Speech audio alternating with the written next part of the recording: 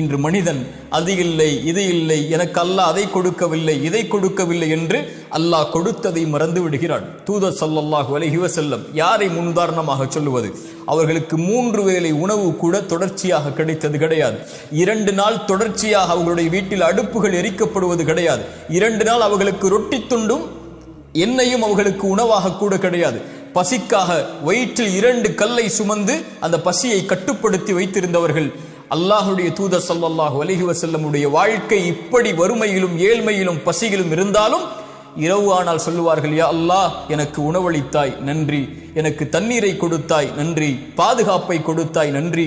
எத்தனையோ மக்கள் உணவில்லாமல் தாகத்தில் பாதுகாப்பில்லாமல் தவித்துக் கொண்டிருக்கும் போது எனக்கு இதை நீ கொடுத்ததற்கு நன்றி யா அல்லாஹ் என்று அல்லாஹுவை நிறைவுபட வாழ்ந்தார்கள். எத்தனையோ கவலைகள் சூழப்பட்டது, எத்தனையோ பிரச்சனைகள் சூழப்பட்டது, எத்தனையோ போர்க்களங்கள் சூழப்பட்டது.